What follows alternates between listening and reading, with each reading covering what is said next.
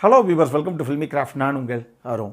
இந்த எபிசோடில் நம்ம பார்க்க போகிற படம் 2024 ஒரு neo noir dark comedy romantic thriller படமாக வெளியான லவ் லைஸ் ப்ளீடிங். இப்போ இந்த படத்துடைய கதை என்ன அப்படிங்கிறத லைட்டாக இங்கே நம்ம பார்த்துடலாம். படத்தில் நம்ம கதாநாயகியுடைய பேர் லூ.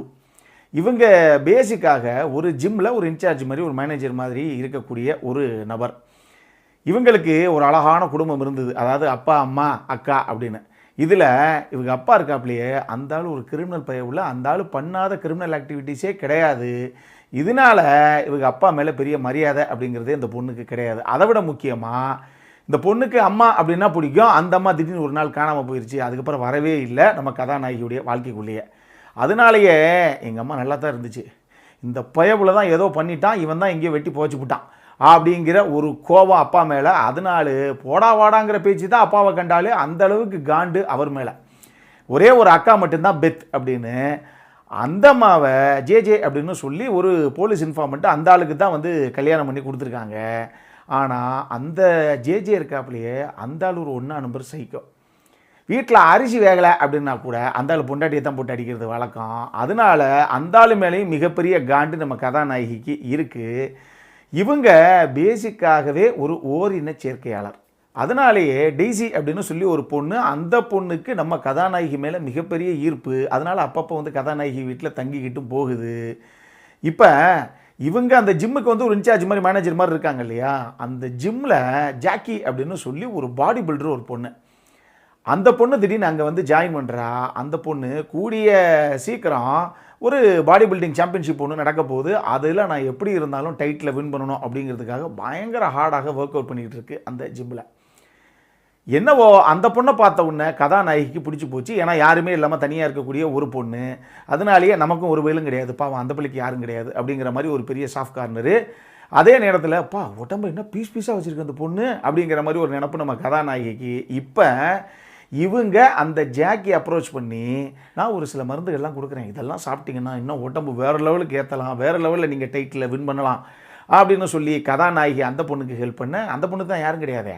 அந்த பொண்ணு கதாநாயகிட்ட, எனக்கு இப்போதைக்கு ஒரு வேலைக்கு இப்போ தான் நான் ட்ரை பண்ணிகிட்ருக்கேன், கிடச்சிரும் நினைக்கிறேன், ஆனால் நான் தனியாக வீடு பிடிச்சி போகிறதுக்கு ஒரு 2-3 நாள் ஆகிடும், அது வரைக்கும் வேணால் நான் உங்கள் ரூமில் தங்கிக்கிறட்டா அப்படின்னு அந்த பொண்ணு கேட்க, சரி நீ பரவாயில்லாமா வாமா அப்படின்னு சொல்லி கதாநாயகியும் வந்து அலோவ் பண்ண. அதுக்கப்புறம் 2 பேரும் அந்த ஒரு வீட்டில் தங்குறாங்க இல்லையா, இவங்களுக்குள்ள ஒரு அழகான ரிலேஷன்ஷிப் ஒன்று டெவலப் ஆகுது. ஆனால் நான் சொன்னனே அந்த ஜே அப்படின்னு சொல்லி அக்கா வீட்டுக்காரன், அந்த ஆளுக்கு நடக்கிற ஒரு சம்பவத்தினால கடைசியாக கதாநாயகியுடைய வாழ்க்கையில் இவங்களே எதிர்பார்க்காம அடுத்தடுத்து அரங்கேற சம்பவங்கள் தான் இதுக்கப்புறம் இந்த படத்துடைய மொத்த கதையை. இந்த படத்தை பொறுத்தளவுக்கு ரோஸ் கிளாஸ் அப்படிங்கிற நபர் இயக்குன ஒரு படம். இப்படி சொன்னா அவர் ஆனா பொண்ணா அப்படிங்கிறது உங்களுக்கு தெரியாது இல்லையா, அதனால நான் தெளிவாக சொல்லிடுறேன். அவங்க ஒரு பெண் இயக்குனர். வர இதை சொல்கிறதுக்கு 9 தடவை யோசிக்க வேண்டியது இருக்குது. ஓகே, அவங்க ஒரு பெண் இயக்குனர்.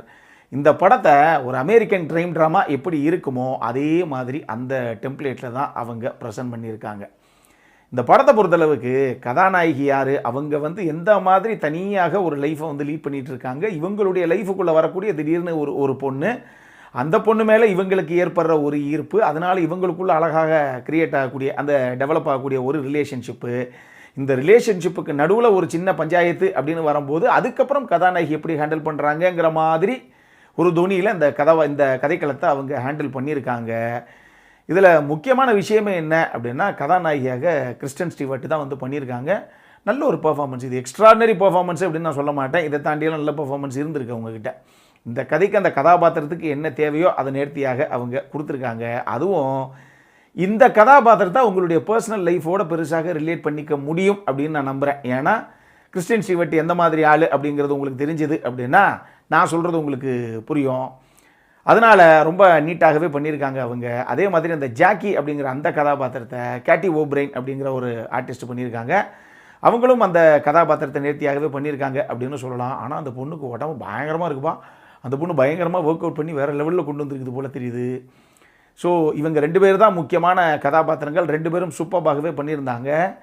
என்ன ஒன்று, எட் ஹாரிஸ் தானே தலைவன்லாம் என்ன மாதிரி ஒரு ஆர்டிஸ்ட்டு தெரியுமா. ஆனால் எட் ஹாரிஸை ஏதோ உப்புக்கு சப்பானி மாதிரி பேருக்கு 2 டைலாக் வந்து பேசிட்டு போங்க சார் அப்படிங்கிற மாதிரி விட்டுட்டாங்க. எனிமேட் த கேட்ஸ் எல்லாம் பாருங்கள், மனுஷன் ஒரு வில்லன்னா எங்கேயுமே பெரிய அந்த வெட்டு குத்து கலவரம்னா எதுவுமே பண்ணாமல் ஒரு பெரிய கன் மட்டும் வச்சுருப்பார் கையில்.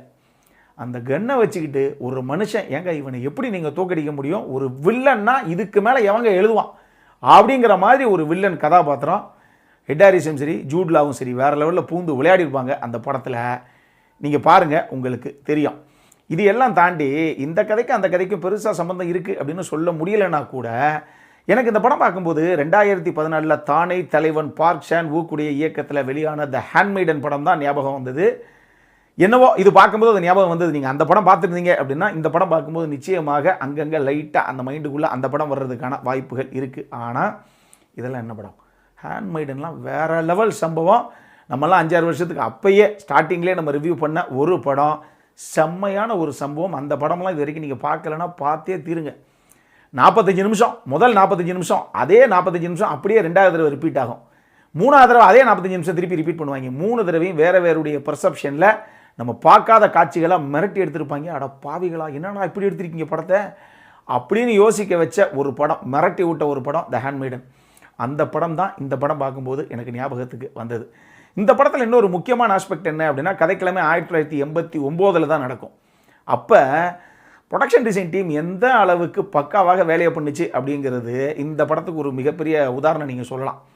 எங்கேயுமே கதைக்கெல்லாம் இப்போ 2024 போய், ஏன்னா இப்போ ரிலீஸ் ஆன ஒரு படம் இது, இன்றைக்கி டேட்டில் எதுவுமே அந்த கதைக்குள்ளே இருக்காது. அப்படியே 1989 நம்ம கடந்து வந்தால் எப்படி இருக்கும் அப்படிங்கிற அளவுக்கு அவ்வளோ தத்ரூபமாக ஒரு விஷயங்களும் பார்த்து பண்ணியிருந்தாங்க.